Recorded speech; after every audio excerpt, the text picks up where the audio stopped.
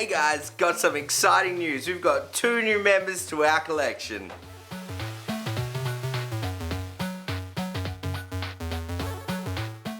The other day I picked up 2 new centipedes. They're my first ever centipedes and I've always wanted a centipede. I think they are absolutely amazing and they are crazy cool. They absolutely fascinate me and they originated around 430 million years ago. So these guys perfected themselves quite early on in the stages of evolution. Although they have made a few changes, but we'll cover that later. Centipedes have flattened bodies, if you've never seen one before, and they can have from as little as 15, even less than 15, to 150 body segments. And each segment has a pair of legs. I don't think the head does, because it's, I'm not 100% sure about that. I'm sorry, I didn't have enough time to look that one up. Centipedes always have an odd amount of pairs of legs. That may be because the pair behind the head aren't actually legs anymore. They are claws that have evolved into injecting venom, so they can shoot venom out of their front pair of legs. The venom isn't known to be deadly to humans, but the bite from these guys is apparently incredibly painful, that lasts for several hours of excruciating pain. So I'm going to try and avoid to get bit, but if I do, then you definitely need to like this video. Anyway, let us get on with the video.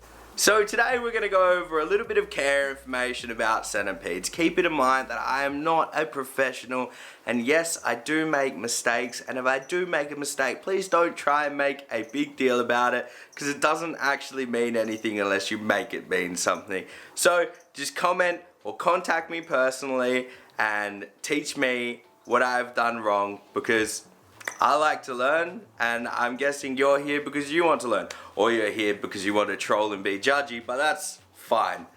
A view's a view to me. First of all, what you're going to want to do before you even think about getting a centipede is take into account the things that centipedes need. This is what you need to do with every animal. I know you may not do it, and I've definitely done it before. I have gotten animals without, I have brought fish with no fish tanks and had to go buy fish tanks.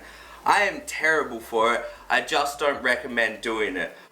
I personally have a lot of contacts, so I can source things very quickly. I've also had most of it, so I do have a lot of stuff lying around already. But if I can't house something, I can definitely find a home for it. Usually I will rescue things, and that is why I will have them unprepared.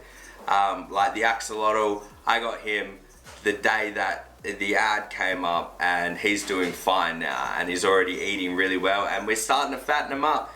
But yes, anyway, so what you're going to want to start off with is a container. Yes, he is already in here because I didn't want to keep him in a small little container. You're going to want something this size minimum for a big one. Minimum, right? I am going to make a bigger one for him soon. He probably needs something bigger, but this is all I have that isn't ridiculously big, because then ridiculously big is too big and you'll never see him, and I won't be able to monitor whether or not he's eating, because you've got to remember, in the wild things still do starve. So a lot of people go, oh, in the wild they have heaps of room and they can do whatever they want. Yes, but they still do die. So yeah. Another reason why you're going to want a bigger or taller container is these guys are incredibly fast, and if you can't see them when you open up the lid and do this, he can already get out. If he stands up, he can touch the edge, and if he can touch the edge, he can get out very quickly too. So that's probably the best reason why you'd want something taller if you're going to keep something like this. And even spiders. I have noticed that people will keep spiders in very shallow containers, and when they feed them, they jump out at them, falling on the floor and causing the tarantulas harm. So to avoid things like that, just go a little bit taller. Obviously with a tarantula you're not going to want to go too high because then they can climb in their enclosure, fall and hurt themselves as well. Centipedes I think are a little bit more hardy. They're not as soft, they are quite hard. So I don't think you're going to have to worry about them climbing to the top. But if you do have an enclosure that is too tall, just put a lot more substrate in it, make it deeper. They will like that and it'll be safer for them in the long run. Just make sure you give yourself an appropriate amount of space that they won't just fly out at you when you open up to feed them, because sometimes things like this can become incredibly food responsive, and once you go to put a cricket in there or a mealworm or a kingworm, whatever you feed your anything, they can fly out, they can smell it. So you just got to keep that in mind, and it'll save you a lot of having to look underneath cabinets and stuff for insects that you've lost. Next, you're going to want to put some substrate in. I get my substrate from Bunnings, which is a hardware and what would you call it, gardening center. It's just peat moss. It comes in a little dried cube, or compressed dried cube. You just chuck it in some water and it'll expand and turn into magical insect soil. But I've also seen sand enclosures for centipedes. It all depends on your specific species of centipede. There's over 8,000 species of centipedes in the world, ranging from rainforests, deserts, to even just on the border of the Arctic Circle. So they can be in a range of different habitats, or micro-habitats I should say.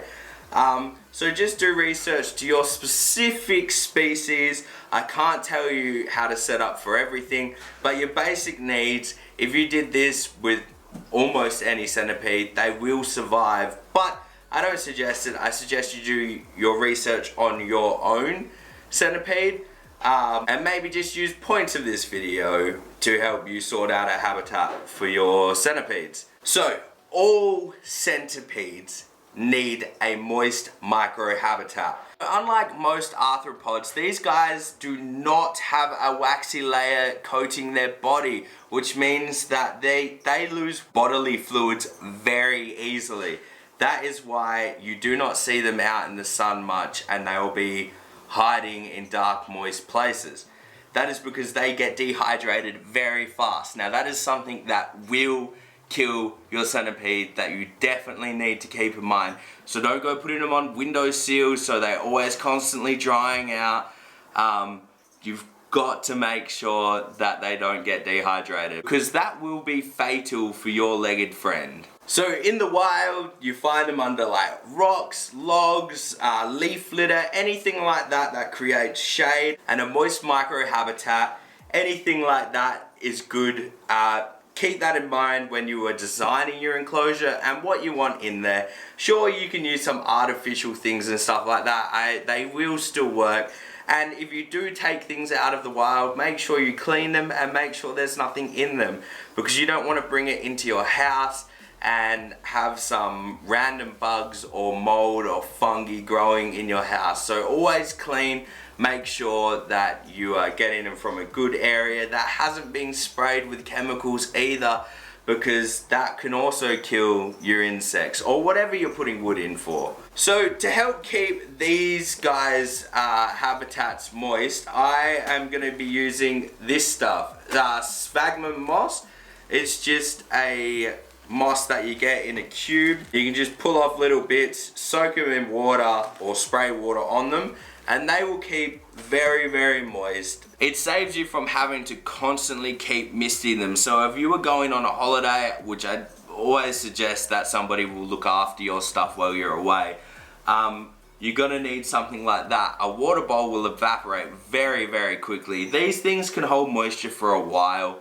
So you just put a decent sized clump in. Obviously you're not gonna get a little container like this, which has my little guy in it. Obviously I'm not gonna fill the whole thing with it. I mean, I could and it wouldn't kill him, but it's gonna make it a pain in the bum to clean him, to feed him, to check that he's okay. So definitely keep that in mind when you are going to set up an enclosure, this stuff like this will keep moisture in there quite well, and it will keep it very regulated. I actually brought this the other day from Bunnings as well, and I've got to add it into all of my enclosures because none of them have it, or there is a little bit in a few of the things, but it'll definitely help the moisture, especially being in such a heated room because I've got the fish tanks and the reptiles. It gets very, very warm and dry in here, but I mean the fish tanks also make it moist. So, but also guys, remember that it is in your best interest to make this as simple as possible with the bare minimum requirements, and maybe a few little extra things here and there, because it is going to be a pain to clean anything out of these things, and you're going to want to be able to view it. So if you have too much stuff in there and something does happen to your centipede, you're not going to notice for ages. So keep it to a bare minimum. This guy's enclosure will be changed very soon, and I'm probably going to want to go like maybe 3 or 4 inches deep for this guy. Alright guys, so that's about all I've got for you guys today. If you guys have any questions about centipedes, please hit me up, or simple as doing your own research. It's not that hard to find out some things. But yeah, take it easy guys, look after yourself, and remember you can't fail if you try. So have a great day. See ya.